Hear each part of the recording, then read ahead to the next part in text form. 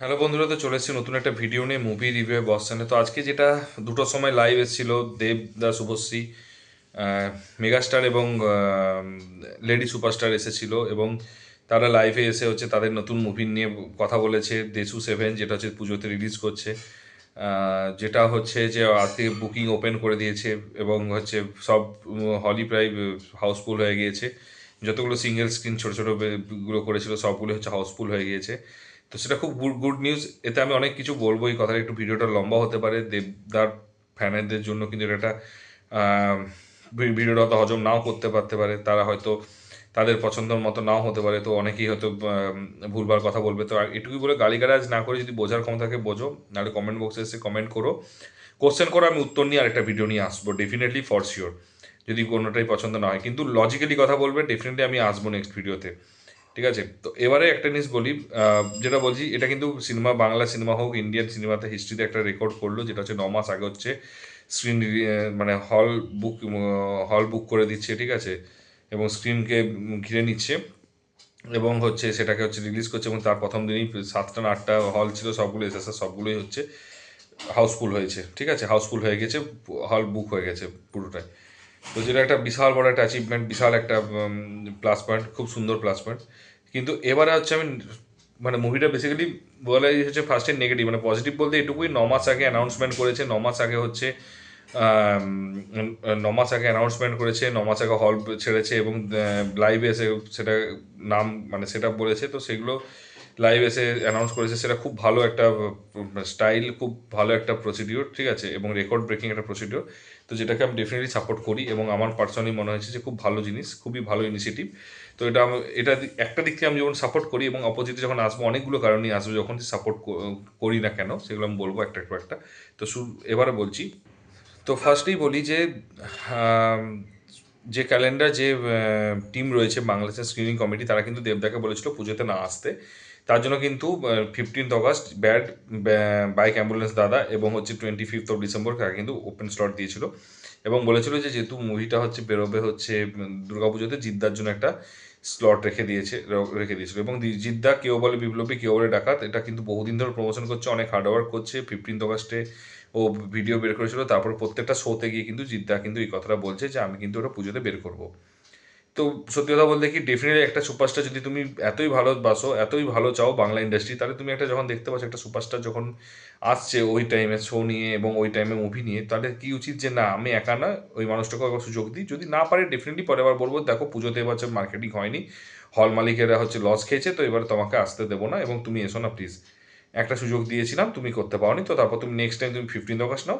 তাতে যদি তুমি না করতে পারো, তুমি নেক্সট টাইম হচ্ছে তুমি 25 ডিসেম্বর নাও। যদি সেটাও না হয়, তখন তুমি তোমার নিজের পছন্দ মতো স্লট টাইমে আসবে। 23 জানুয়ারি আছে, ঈদের ঈদের টাইম আছে, তখন তুমি এসো, প্রত্যেকটা সময় একবার করে এসো। এবং যদি সেই জায়গাটা করতে পারো, তাহলে ডেফিনেটলি হচ্ছে যদি যদি হিট দিতে পারো, বা সিনেমা যে হল মালিকদের, ডিস্ট্রিবিউটারদের যদি তুমি প্রফিটের মুখ দেখাতে পারো, তাহলে দেখাতে পারোনি তুমি, তাই তুমি সরে গেছো। তো ডেফিনেটলি তখন কিন্তু জিদ্দার ক্ষেত্রেও হোক, যেটা জিদ্দা হোক, অঙ্কুশ দা, কিয়াস দা হোক, উইন্ডোজ হোক, বুম্বাদা হোক, যেই হোক, তো আলটিমেটলি হচ্ছে তখন কিন্তু তার বলা উচিত, ঠিক আছে, এবং সেটা যদি সুযোগটা সে দিত। কিন্তু দেবদা কি করলো, একটা সিনেমার, আমি জনার, সবাই জানে যে এটা হচ্ছে রোমান্টিক হবে, তার কারণ শুভশ্রী এবং দেবদা আছে। তো যেই হোক, ঠিক আছে, তো সবাই জানে রোমান্টিক থাকবে এবং অ্যাকশন থাকবে একটা, ঠিক আছে। তো সেই রকম মুভি একটা বের করে, যার হচ্ছে ঠিকঠাক করে, যতই বলুক সুজিত, যেই হোক, ডিরেক্টর এখনো পর্যন্ত ফাইনালাইজ বিশালভাবে হয়নি। তো তো ব্যাপারটা হচ্ছে সুজিতদা যতই ডিরেক্টর যতই মুখে বলুক, কিন্তু এখনো বিশালভাবে ফাইনালাইজ হয়নি, স্ক্রিপ্ট ইভেন ফাইনালাইজ হয়নি, এবং হচ্ছে নামটাই ফাইনালাইজ হয়নি। সবচেয়ে বড় জিনিস হচ্ছে, ইম্পর্টেন্ট হচ্ছে নামটা, নেমটাই কোনো রকম ফাইনালাইজ হয়নি। অ্যান্ড সেই মুভিটা জোর করে ও পুজোতে বের করছে, যেখানে ও জানে যে একটা স্টোরি ও কনফার্ম হয়ে গেছে, সেটা হচ্ছে বাইক অ্যাম্বুলেন্স দাদা এর বায়োপিক 15 আগস্টে বেরোচ্ছে। সেটাও কনফার্ম করেছে যে সেটা হচ্ছে বেরোবে, সেটা বেরোবে এবং সেটা হচ্ছে সেটা সমস্ত কিছু প্রডিউসার সব কিছু ঠিক হয়ে গেছে, তাহলে ডেফিনেটলি ওই মুভিটা বেরোচ্ছে, এটা ফর শিওর, এটা নিয়ে কোনো চাপ নেই। কিন্তু নেক্সট যেটা হচ্ছে খারাপ লাগছে, যে এই মুভিটার কিছুই ঠিক নেই, না শুধু হিরো হিরোইন আছে এবং হচ্ছে না ডিরেক্টর ঠিকঠাক আছে, না প্রডিউসার ঠিক আছে, না নাম ঠিকঠাক আছে, কিচ্ছু ঠিক নেই, এবং না স্টোরি না স্ক্রিপ্ট, কিচ্ছু নেই। কিন্তু জোর করে শুধুমাত্র জিদ্দার বিরুদ্ধে যাব, পুজোতে বের করতে হবে আমাকে, আমি আমি সেরা, আমি পাওয়ার দেখাবো, আমার যেহেতু পলিটিক্যাল পাওয়ার আছে, আমার সমস্ত কিছু আছে, আমার ফ্যান ক্লাবকে দিয়ে আমি কর্পোরেট বুকিং করে আমি সিনেমাটাকে হিট করব, এবং হচ্ছে আমাকে এই পাওয়ারটা রয়েছে, তার জন্য কিছু আমাকে বের করতে হবে এবং এখনই স্ক্রিনগুলোকে আমি ক্যাপচার করতে হবে। তার জন্য কী করলো, ও সাতটা এবং আস্তে আস্তে স্ক্রিনটাকে নেওয়ার চেষ্টা করবে, এবং হয়তো দেখা যাবে ইন কামিং টাইমসে যতক্ষণকে 3 মাস বুকিং থাকবে তখনকে দেখা গেলো ও হয়তো টোটাল হয়তো বাংলাতে যদি 1000খানা শো পায়, যেটা এবছর দুর্গাপুজোতে 1000-1100খানা শো পায়, ও একা দেখা গেলো তখনকে 300-350খানা শো নিয়ে বসে আছে।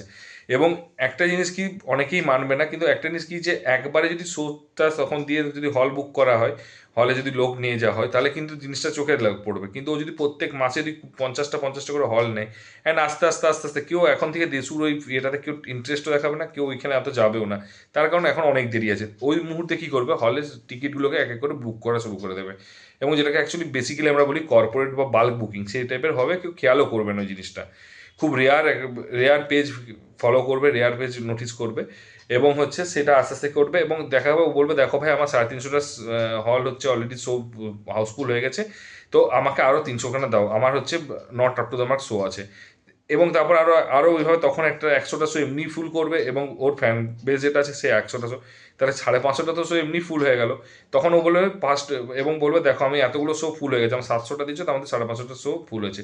কিন্তু বাকি এই মানুষের, আমি কথার কথা, উইন্ডোজ বেরোবে, জিদ্দা বেরোবে, তাদেরকে কটা শো দেওয়া হবে, হয়তো 150টা শো দেওয়া হবে, 180টা শো দেওয়া হবে, এবং পরেরটা 180টা শো দেওয়া হবে। পুজোর সময় তো সে তখন র্যান্ডাম সেই জিনিসটা করেই যাবে, সেই আলাদা লেভেলে বানিয়ে যাবে, এবং তখন দেখা গেলো পরের সপ্তাহে তো আরও 100টা শো বাড়িয়ে দিল, এবং এদের থেকে 50-50টা শো কেটে নিল। মানে তুমি যদি বাংলা সিনেমার ভালো চাইছো, মুখে বলছো, কিন্তু বিশ্বাস করো বাংলা সিনেমা কোনো অ্যাঙ্গেল থেকে দেখতে পাওয়া যাচ্ছে না। তুমি বিরোধিতা করছো এমন বাজেভাবে, যে বিরোধিতাটা এত এক্সট্রিম লেভেলে করছো, যে একটা মানুষ বলে দিয়েছে যে আমি সিনেমাটা বের করব, তুমিও সুপারস্টারের পিছনে লাগার জন্য তুমি জোর করে চলে এসছো, এবং প্রত্যেকবার যেটা করছো যে তুমি হল সংখ্যা নিয়ে নিচ্ছ, শো সংখ্যা বেশি নিয়ে নিচ্ছ, এবং বাকিদেরকে দিচ্ছ কত, তুমি যা নিচ্ছ তার 1/4 দিয়ে বেড়াচ্ছ।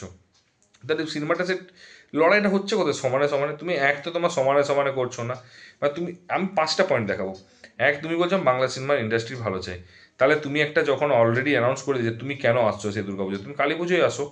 তোমাকে তো দুটো সময় দিয়েছে, 15th অগস্ট দিয়েছে, তোমাকে 25th ডিসেম্বর দিয়েছে, তুমি কালী পুজোয় আসো। না, আসবো না, ফার্স্ট।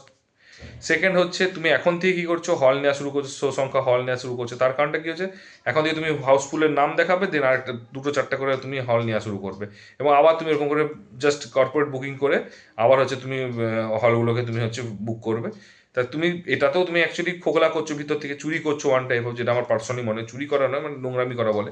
তো সেটাকে তুমি হচ্ছে করছো। 3 নম্বর হচ্ছে, তুমি এরপরে তুমি হচ্ছে যে যখনই ওই টাইমটা আসবে, প্রাইম টাইম আসবে, তখন তুমি সব শোগুলোকে নিয়ে নিতে চাইবে, এবং তুমি 1000টা যদি শো থাকে, তুমি নিজে একা বলে 600-700টা শো নেবো, বাকিদেরকে দেবে না। তারপর তুমি বলে দেখো ওরা তো জুনেছিল, মুখ তুড়ে পড়ে গেছে, তারপরে তো একটা ফ্যান বেস তো রয়েছে, ফ্যান বেস নিয়ে একটা থুতু ছেড়াছেড়ি হবে।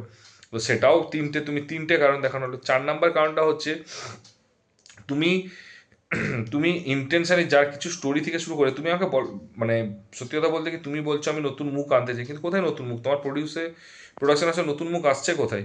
আসছে তো না, কেউই তো আসছে না। মানে এইটা আর কি বলা হবে। এবং 5 নম্বর, যেটা অগাস্ট মাসে এত কাদা ছুড়াছুড়ি হলো সিনেমাটা, জাস্ট মানে ধূমকেতুটা 2 সপ্তাহ রিলিজের পর থেকে এত কাদা ছুড়াছুড়ি হলো, এত নোংরামি হলো, তারপর তুমি কি করলে? আবার তো সেই মানে ব্যাপারটা হচ্ছে কাদা ছোড়াছুড়িটা, এটা এটা যদি সাধারণ মানুষও যদি এবার দেব ফ্যানরা এসে বলে যে আরে ওটা কি হয়েছে, তারপর তুমি ভাবো কিরকম পলিটিক্যাল এরা নেতা, যে পলিটিক্যাল কেন পলিটিক্স করে এরা, কেন বুঝতে পারছো? এরা এক মুখে বলে এরা কাদা ছুড়াছুড়ি করছে, পরের দিকেই হচ্ছে ওরা আবার মুভি করতে চায়। এই রানা সরকারই হচ্ছে দেবদান নিয়ে এত কিছু কথা বলছে, এই রানা সরকারই পোস্ট করছে ফেসবুকে। তো আমি পার্সোনালি সত্যি কথা বলতে কি খুব খারাপ লাগছে এই জিনিসগুলোতে। তো এই জিনিসগুলো কেন করছে, কিসের জন্য করছে, আমি সত্যি জানি না।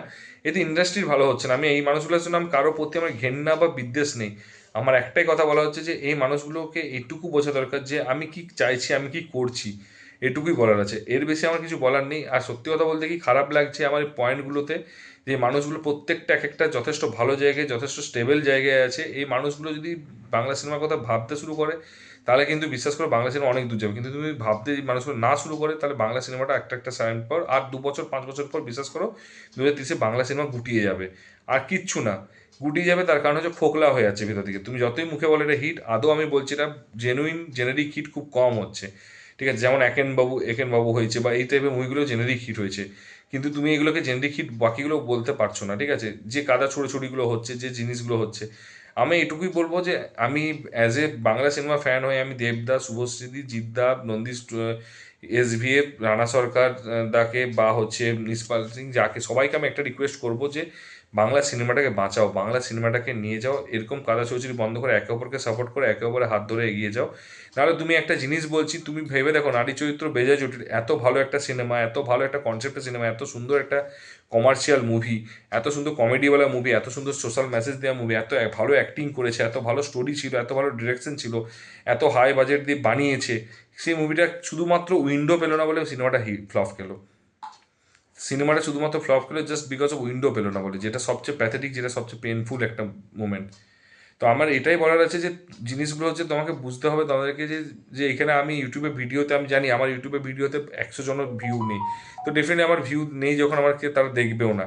কিন্তু এটুকু বলবো যে যদি কারো চোখে পড়ে, কখনো চোখে পড়ে, এটুকু বলবো ভিডিওটা অন্তত শেয়ার করো, লাইক করো, বন্ধুদের মধ্যে শেয়ার করো, এবং তাদের কাছে যেন পৌঁছে যায়, ফেসবুকে শেয়ার করো এবং তাদের কাছে যেন পৌঁছে যায়, সেই মানুষগুলোর কাছে। আমি যে নামগুলো বললাম সমস্ত বড় বড় যেন টলিউডের যারা অ্যাক্টর, ডিরেক্টর, প্রডিউসারের কাছে যেন পৌঁছে যায়, তারা অন্তত বুঝতে পারে যে বাংলা সিনেমাকে ভালোবাসার মানুষ অনেকেই আছে।